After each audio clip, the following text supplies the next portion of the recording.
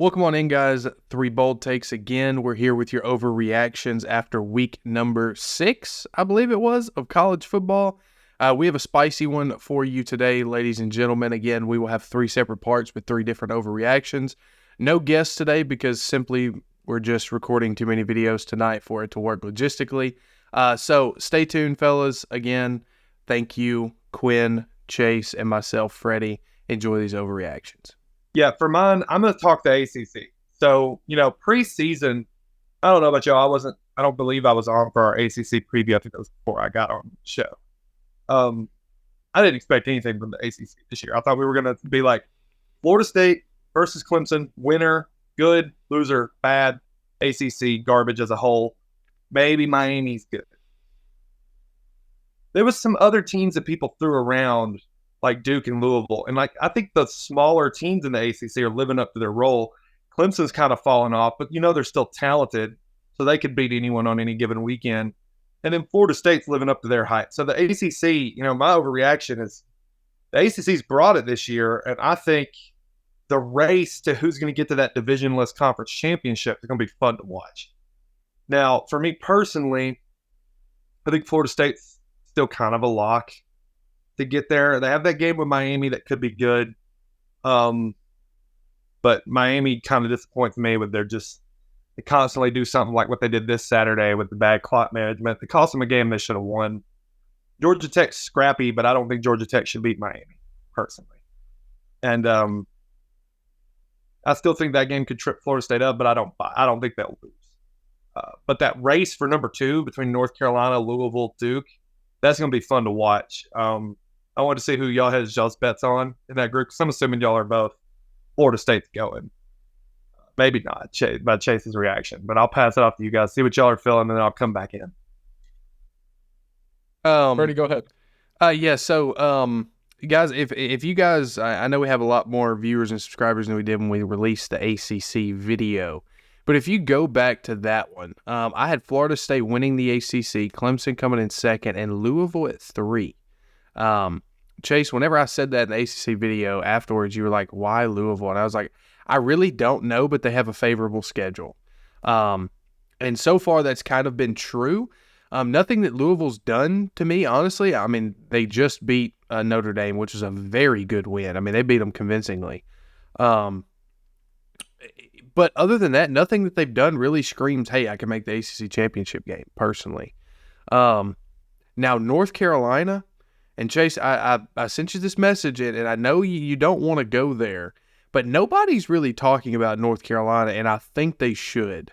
I watched their game against Syracuse that was honestly a pretty tight spread coming into the game. A Syracuse team that just got beat by Clemson the week before that, 31-14. But they got throttled 40-7 by North Carolina. And if you take a look at North Carolina's coaching staff, I actually saw this when I was watching the broadcast. A lot of big names on that coaching staff. Obviously, you have Mack Brown as the head coach, right? Gene Chizik is the assistant head coach of the defense. They don't call him a defensive coordinator for some reason, which is very odd. They also have Freddie Kitchens. Quinn, you may know Freddie Kitchens. Long-time NFL coach, and also for your Cleveland Browns. Sorry about those years he was there. But with that being said, though, there's a lot of talent on the coaching staff and on the team at North Carolina. So that is honestly, Florida State is my pick to win. I've said that at the beginning of the year. They're in my playoff race. We know this. But North Carolina is the team for me to look out for. To reach the ACC championship game and to potentially upset Florida State. Chase?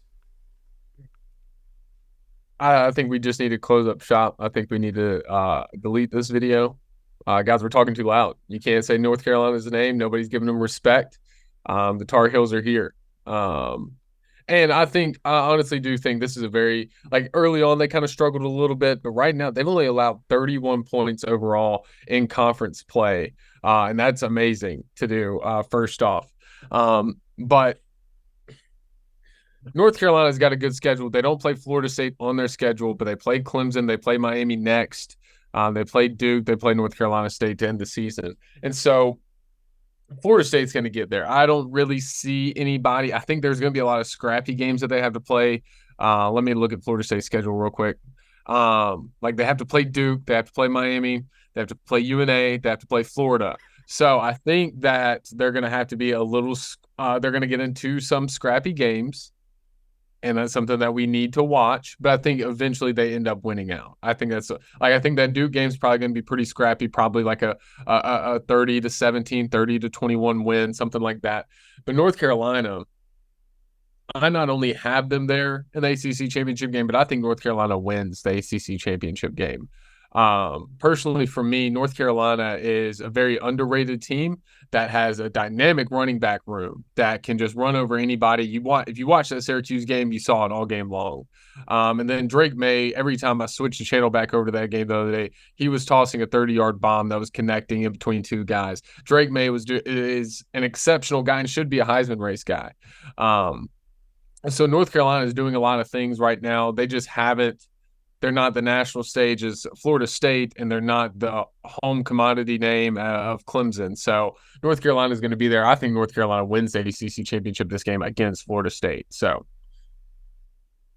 for me, out of the teams that aren't Florida State, I like North Carolina to get to the game out of the three, strictly on talent. What I will say, Louisville plays a very easy back-end schedule as well. If North Carolina slips up, it would not surprise me at all, even though I think they might be – I think they're better than Louisville to see Louisville slip past them into the ACC title game, strictly based off strength of schedule. In my pick, though, would be North Carolina, Florida State. I do think that's what the ACC title game is. I'll leave picking that for the future. I don't want to spoil how I feel about Florida State, North Carolina, but I do think that's what we'll see in the ACC title game. And real quick, before we kind of get off this subject, I wanted to also shout out, like Miami, they lost, right? It was stupid loss that happened. You know, Cristobal messed up, whatever. But honestly, I don't count them out. You know, to me, Miami is still undefeated. They did make a bonehead decision and they lost to Georgia Tech, yes. But they had that game won, right? Now, Miami. It doesn't hurt their confidence with them in future games, is what you're saying. Right. Like they have a loss, but they can recover from it. Yeah, because nobody walks into a season and go, hey, Miami's going to the national championship game. It's not 1990 anymore. It's not going to happen, right? But you come in expecting them to be a very competitive team and also a potential chance to play in the ACC championship game. There is an outside shot that Miami still ends up there, and I just want to make sure that's known. Just because they lost to Georgia Tech, it's one loss, right? It's their first ACC game. You know, all these other teams have played 2-3 ACC opponents. They've played their first one. Miami plays North Carolina this next weekend. Now, if you start compiling losses, it's a different story, but Miami still has an outside shot. So I wanted to drop that in there before we control their destiny. So, you know, I hate what you just said about how in your mind they're undefeated. They're not undefeated, Chase. You can't say in your mind they're undefeated. That's impossible to say. I want to say this. Of all the teams that we mentioned, Miami has the hardest route to get to the ACC championship game. And if they do not lose another game like going forward, I'll commend them. They deserve it. They've got North Carolina coming up this week. Then they go they play Clemson at home, which, by the way, attendance at Miami games, I've mentioned this in the past, and we got flamed in the comments. It's horrid. It is absolutely horrid. When people bought a ticket to the Texas A&M game, do you know what the ticket office did? They gave them a free ticket to this game against Georgia Tech, no matter how many tickets you bought. Oh, you want to go to Texas A&M? Well, guess what? You also want to go to Georgia Tech. No, they didn't because nobody showed up. All right, it's honestly sickening. Anyways, so they go to North Carolina. They have Clemson at home, end quote. Then they have Virginia at home at NC State. They travel to Florida State, Louisville at home. Those are four games that are easily losses to me. The North Carolina, Clemson, Florida State, and Louisville. I don't think they lose all four. I just want to throw that out there. I don't think they lose all four. But those are the four toughest games remaining of anybody that we have talked about so far in the ACC. What I'll say about Miami is they're talented enough to beat any of those teams on any given Saturday. And I think Miami's the most interesting team to watch in the ACC because, one, they control their own destiny. I don't expect them to run it. But if you want to talk about who has the most control over their future in the ACC, it's still Miami.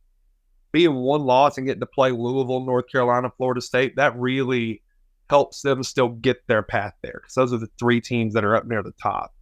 I don't expect them to run the gambit. But I do think they could play spoiler for one of the teams chasing it. And that's where I would watch Miami. That's why I love divisionless football. I just really do. I mean, the Pac-12 does it, the ACC does it, the Big 12 does it now. It's only the SEC and the Big 10 that currently do not do it. By the way, I think the Big 10 will be a lot more interesting come conference championship weekend if they did this. Because right now you have the three best teams in one division, and the championship game is always just a slaughter. Might I say you might have the four best? Because I think Maryland, talent-wise, could compete with the best team from the West. I may not pick them, but I think they're there. So there's a chance you have the four best. It's just Maryland's going to look bad playing Penn State, Michigan, and Ohio State all in one season. Right. Thanks for watching, guys. This has been our Week 6 overreactions. Please like, comment, and share to your friends, too. We like to have debates in the comments section, and we like your feedback on what we're talking about. So share it around, like, comment, subscribe. This has been Chase, Quinn, and myself, Freddie from 3 Bold Takes. We're out. New episodes every Wednesday at noon for our upcoming games for Week 7.